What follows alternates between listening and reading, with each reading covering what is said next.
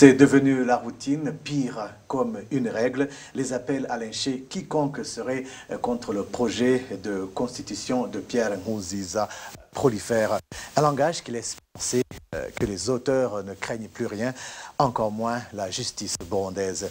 Aujourd'hui, au-delà de désigner nommément ceux qui sont qualifiés d'ennemis de la nation, les souteneurs du président Pierre Nkurunziza vont jusqu'à menacer de couper la tête à ceux qui ne sont pas de leur bord. Et aujourd'hui, la question est la suivante: la justice ne peut-elle pas s'autosaisir dans le cas de ce type de langage qui appelle à la violence, qui appelle à tuer quiconque est contre le référendum de Pierre Nkurunziza? Et puis se camoufler, le deuxième en un mois, celui de Léontine Nzeyimana, la députée issue du parti au pouvoir, le CNDD-FDD, au sein de l'Assemblée législative est-africaine. Eh bien, elle a honteusement perdu la face à Christophe Ndouayo, un député du parti FNL, Dagaton Gwassa. C'était lors du vote pour les membres du bureau de l'Assemblée législative est-africaine. Pourquoi le terme honteusement? Simplement parce que le camp de Léontine Nzeyimana avait menacé Christophe Ndouayo pour qu'il cède sa place, pour qu'il ne puisse pas être candidat au bureau de l'Assemblée législative, mais en vain. Le 19 décembre dernier, vous vous souvenez, la même Léontine Nzeyimana avait échoué à se faire élire à la présidence, au poste de président de la même Assemblée législative. Le CNDD-FDD serait-il en train de perdre du terrain dans question et bien d'autres va être posée à nos invités tout à l'heure. Et troisième sujet du jour, le Haut Commissariat des Nations Unies pour les réfugiés, le HCR, et 26 de ses partenaires humanitaires ont lancé mardi dernier à Genève un appel de fonds de 391 millions de dollars pour venir en aide aux 430 000 réfugiés burundais qui sont réfugiés dans la sous-région, un budget pour l'année 2018. Mais le HCR fait face au peu d'engagement de la part des pays donateurs. Voilà pour les sujets à débattre ce vendredi. Je vous présente les invités sur le plateau de cette 16e édition du Club de la presse. Il s'agit de Audace Nimbona, journaliste à la radio Inzamba Gatekakawe. Bonjour Audace. Bonjour Moucho. Nous sommes également avec François Bizimana, le vice-président de la JBE. La JBE, c'est l'association des journalistes burundais en exil. Bonjour François. Bonjour et merci pour l'invitation. Voilà la troisième invitée, ou plutôt la troisième invitée. Il s'agit de Madame Immaculée Hunja, la représentante adjointe du comité, la vice-présidente du comité pour les réfugiés urbains au Rwanda. Bonjour Madame. Bonjour Moucho. Et un grand bienvenue, c'est la première fois que vous nous faites honneur au Club de la presse. Merci beaucoup pour l'invitation. Et voilà, le premier sujet donc, le référendum sur la Constitution, cristallise les esprits au sein du parti au pouvoir, le CNDD-FDD. Les représentants du parti présidentiel sur les collines du pays appellent au lynchage des opposants et même à les décapiter. Des menaces, des propos tenus en plein jour durant les meetings du CNDD-FDD. Audace Nimbona, pourquoi une telle violence dans les propos des représentants du parti au pouvoir? Ils le font au grand jour. Oui, je pense que c'est un engagement fou des autorités burundaises qui risque de conduire le peuple burundais à une catastrophe. Les slogans les slogans qui incitent à la haine datent de très longtemps. Et voilà qu'au lieu de diminuer, ça augmente de jour en jour. Raison pour laquelle je pense, et c'est mon avis, ça risque de conduire le peuple à une dérive si rien n'est fait dans l'immédiat.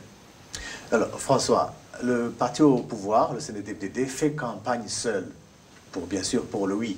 Il n'y a pas de place pour le non. Alors pourquoi y a-t-il une explication à donner à ces appels à la violence? D'abord, Moucho, tu sais, un pouvoir qui tue, un pouvoir qui viole les femmes, un pouvoir qui a fait que des milliers de Burundais quittent le pays, c'est un pouvoir lui-même qui a peur. Il a peur de ses actions néfastes, il a peur de ses actions, de tout ce qu'il faut, de tout ce que ce pouvoir fait.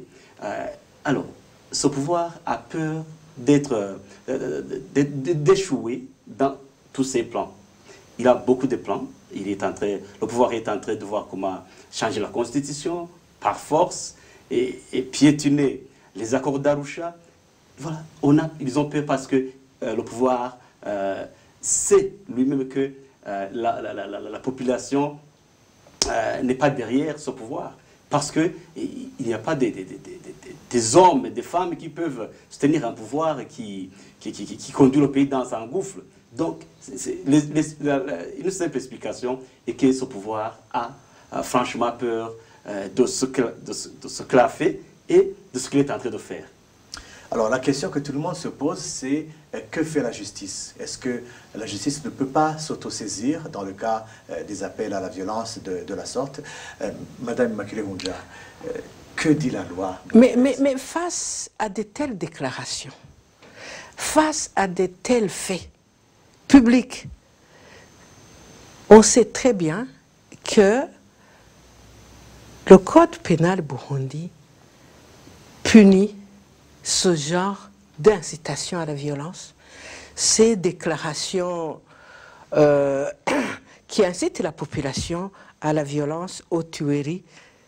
Les lois burundaises sont claires et il revient devant de tels faits qui sont assumés par des autorités burundaises de se saisir immédiatement et de sévir.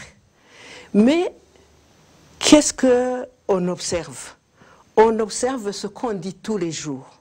La justice est en principe un rempart contre de telles violations, de telles infractions flagrantes.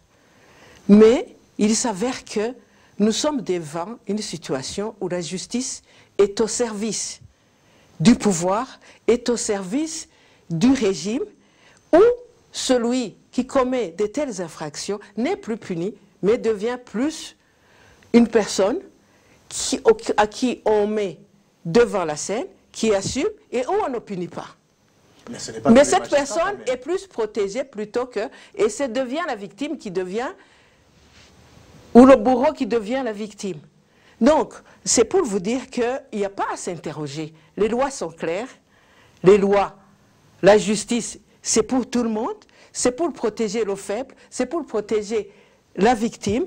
Mais il s'avère que face à telle ou telle situation, et au degré où on en arrive, ce n'est qu'une affirmation pour tout le monde que la justice burundaise n'est plus indépendante, n'est plus le rempart pour un citoyen contre les abus de l'État. Voilà, alors, oui, un petit mot, juste pour épauler ou compléter madame, elle dit que le bourreau peut à un certain moment devenir la victime. Ouais. Je me permets de citer cet épigramme de Voltaire qui disait au fond d'un vallon, un serpent piqua Jean Frérot. Que pensez-vous qu'il arriva? C'est le serpent qui en creva. Donc, Jean Frérot était un ennemi des philosophes. Hein? Et quand il disait ça, Voltaire, quand il disait ça, c'était juste pour dire que finalement tu peux programmer un mal et le mal à un certain moment peut se retourner contre toi.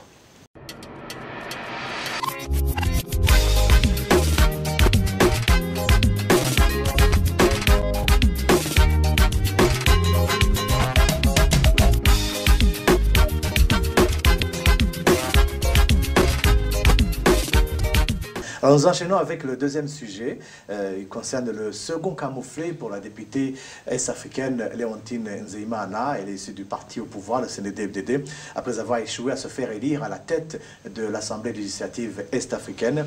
En décembre dernier, eh bien, Léontine Nzeyimana a cette fois-ci perdu la face devant un concurrent inattendu pour une élection au sein du bureau de ce même Parlement est-africain. Eh bien, c'est le député Christophe Douaye, issu du parti FNL d'Agathon-Gouassa, qui a eu le poste, qui va donc intégrer le bureau de l'Assemblée législative. Madame Immaculée Oundja, dans cette défaite, beaucoup y ont vu la preuve d'un vote sanction des députés est-africains contre la candidate du parti au pouvoir au Burundi, parce qu'ils n'ont pas apprécié le comportement de Léontine Nzeyimana lors de l'élection précédente du président de l'EALA en décembre dernier. Êtes-vous du même avis? Il y a ceux qui pensent de la façon dont vous me parlez. Il y a, bon, les Burundais ou d'autres observateurs peuvent penser de la sorte.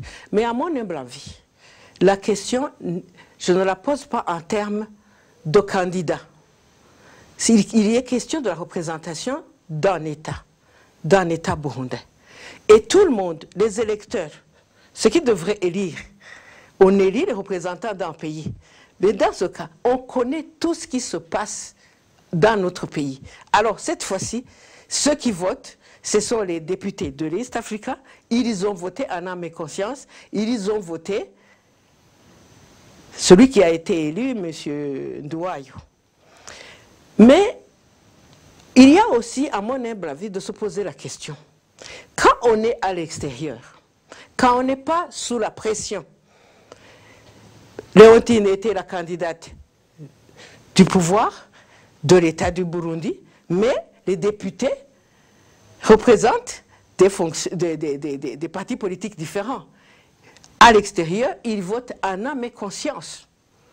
Donc, pour vous dire qu'il est question de représenter d'un pays et en même temps, les 9 représentants du Burundi ont le même droit de se présenter comme candidat. Il n'y a pas quelqu'un qui peut dire vous votez comme ça, mais ce sont des votes secrets. Vous votez comme ça, toi, on est à l'extérieur, tu n'as pas le droit de te représenter. Ça aussi, c'est une grave violation qui choque une institution telle que l'IALA. C'est choquant. Donc, on vote à l'extérieur, on vote en âme et conscience. Et aussi, si tous les Burundais, même à l'intérieur du pays, si dans notre Parlement, on devrait voter en âme et conscience, sans regarder la pression, sans regarder, et être conscient que le vote est secret, que toi-même tu décides de voter ce qui est bon et ce qui n'est pas mauvais, je crois que le Burundi serait déjà sorti de sa crise. Et le Parlement jouerait son rôle. Mais cette fois-ci, l'institution est-africaine a joué son rôle. Ils étaient tous indépendants et ils ont voté en âme et conscience, tout en sachant le contexte et les différentes pressions et les différentes attitudes affichées par la candidate lors de la précédente élection comme... Justement, vous savez qu'elle a contesté l'élection du Rwandais Martin Ngoga. Oui.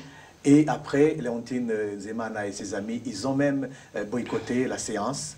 Mais comment allait-il, cette cohabitation, si elle avait été élue au bureau de l'EALA? Quelle cohabitation y aurait-il eu avec le nouveau président de l'EALA, puisqu'elle avait même contesté ça? Heureusement que ça n'a pas eu lieu. Et moi, j'imaginais, que ce soit Léontine, que ce soit celui du FNL qui a été voté comme président du groupe parlementaire burundais. D'abord, Léontine, elle est le bras droit de Nkurunziza. On le sait tout le monde. Et qui est Nkurunziza? C'est un président qui ne sort pas du pays. C'est un président qui reste dans sa coquille. C'est un président qui a fait tout ce qu'on est en train de vivre. Alors, pour moi, Léontine ne méritait pas ça.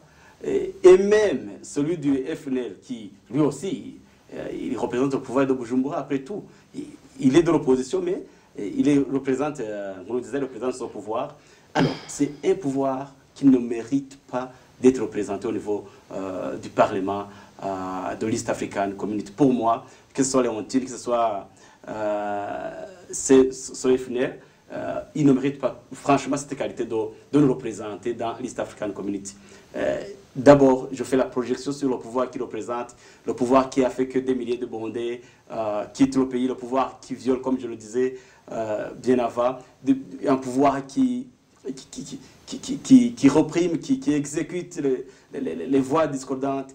Imaginez-vous ce pouvoir qui est là et qui vient pour représenter ce pouvoir qui franchement pour moi. Donc, pour me résumer, aucun Burundais, pour ma part, ne représenterait pas Léontine Nzemana avait menacé Christophe Nduwayo pour qu'il retire sa candidature. Il a refusé et il a battu. Mais il a menacé bêtement. Est-ce qu'il va retourner au pays facilement, Christophe? Christophe, tant pis pour lui. Parce qu'il y a eu le cas de Afsamo aussi qui a été assassiné par le pouvoir parce que il n'était pas d'accord qu'elle puisse aller visiter les réfugiés burundais dans les camps au Rwanda. Et maintenant, il y a le cas de Christophe Nduwayo qui a refusé de céder la place à la candidate de Pierre Nkurunziza.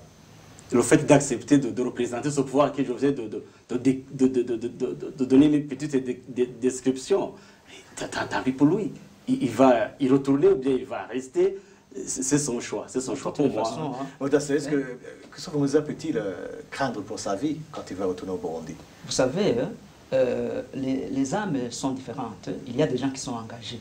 Il y a des gens qui peuvent décider, même si on me tue, je m'en fous, pourvu que j'aurais dit la vérité. Il y a des gens qui sont engagés et l'engagement ne doit pas être uniforme chez tout le monde. Il y en a qui ont peur, il y en a qui n'en ont pas. Donc, c'est à lui de juger. S'il retourne au pays, ça sera à ses risques et périls.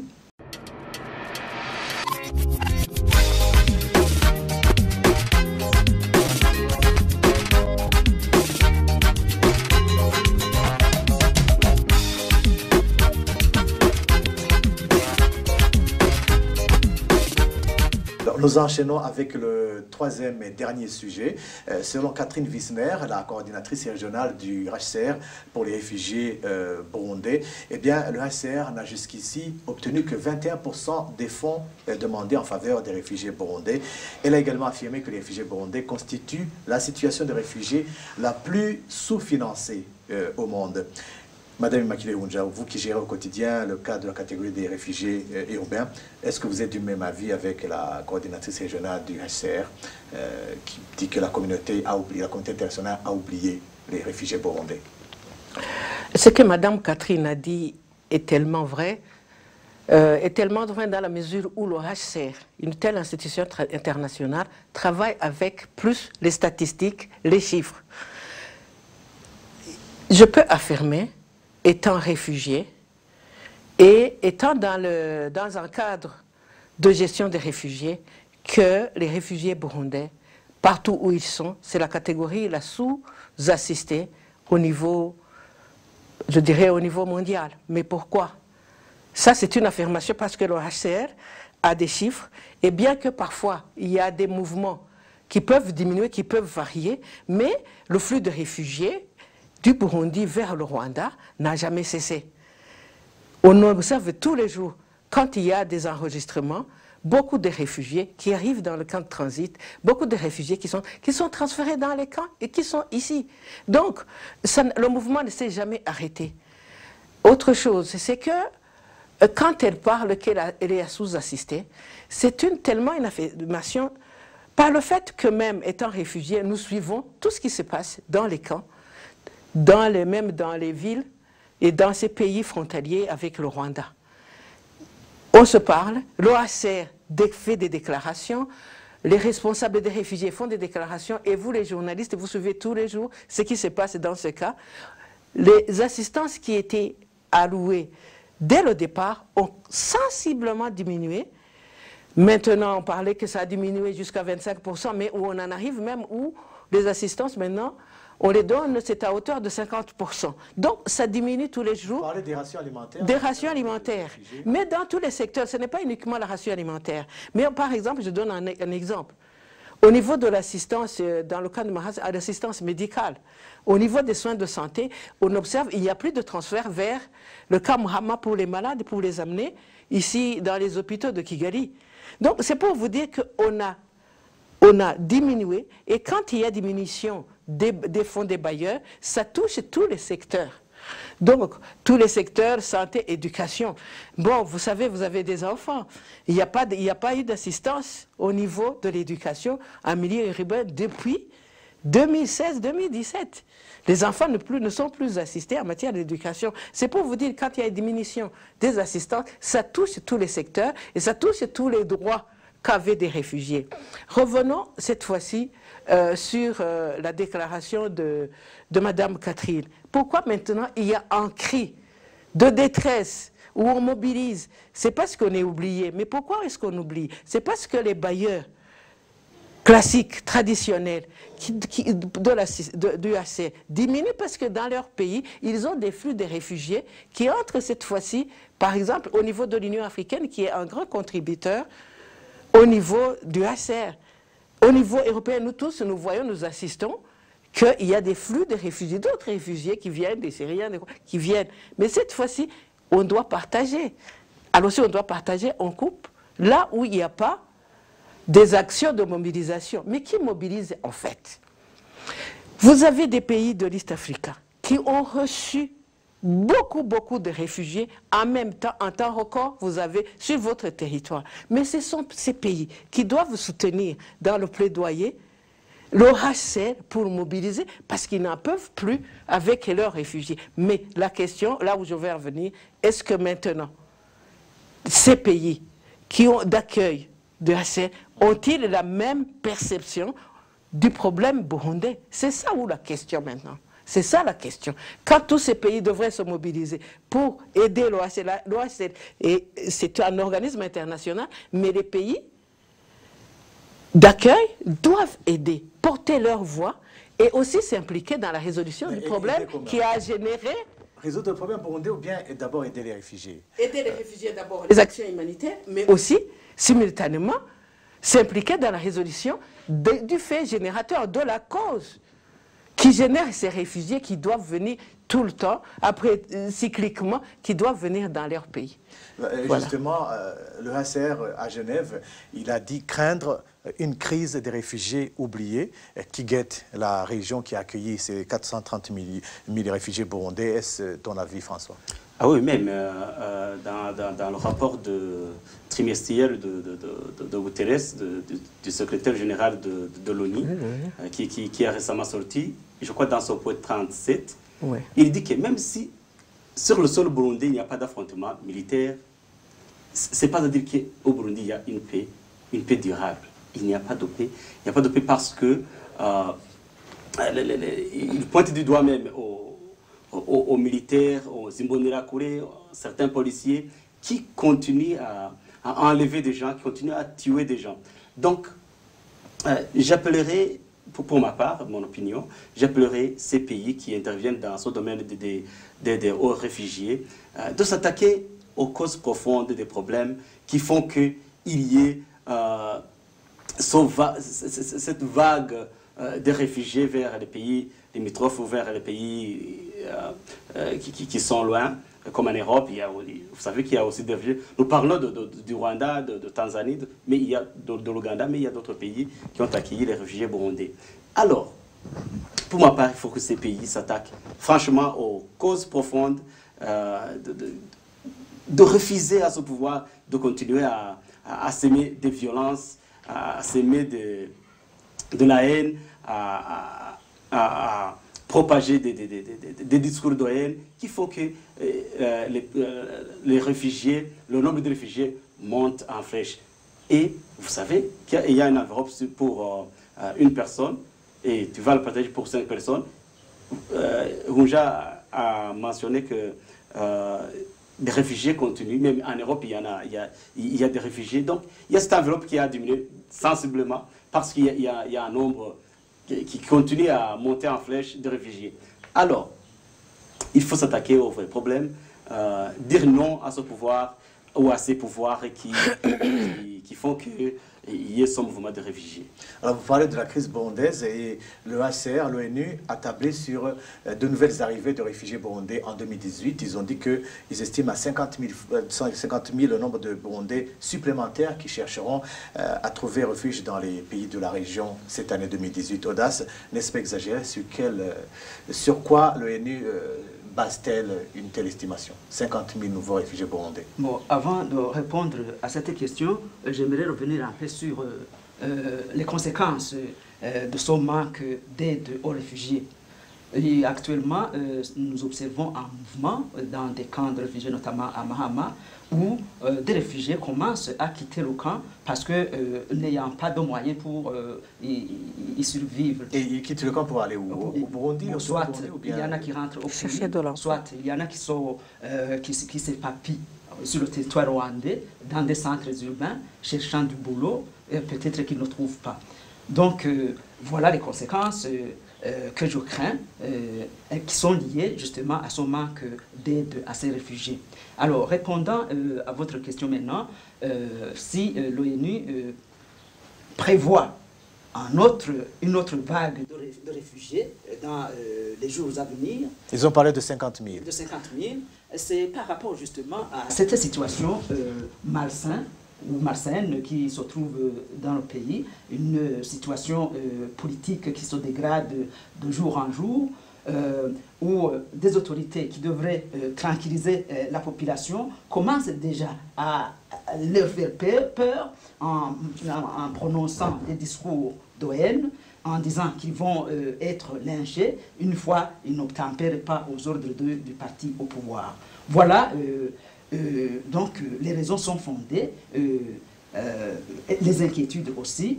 Donc, moi-même, je reste conscient que si la situation ne change pas dans les médias, eh bien, cette vague de réfugiés est prévisible dans les années à venir. Et voilà, alors, nous terminons avec la dernière question destinée à Mme Immaculée Hounja. À Genève, le HCR a dit ne pas encourager le retour des réfugiés au Burundi.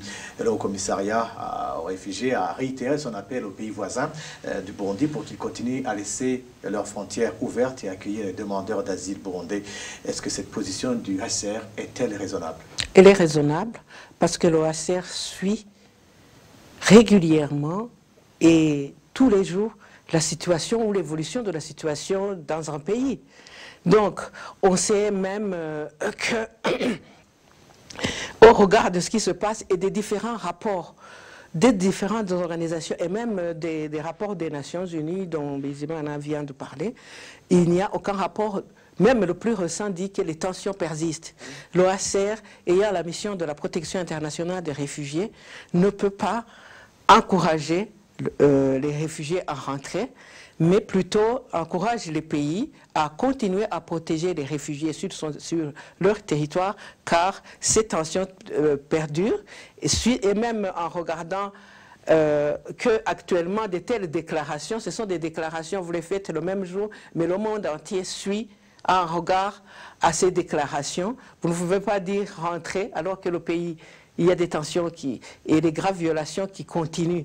Donc, l'OHCR, c'est une institution qui suit de très près et qui suit de très près la situation dans les pays de provenance des réfugiés dont elle a la charge. Donc, elle ne peut pas encourager, pour le moment, aux réfugiés de rentrer dans les pays, mais plutôt de plaidoyer pour que la protection leur soit assurée dans les pays d'accueil.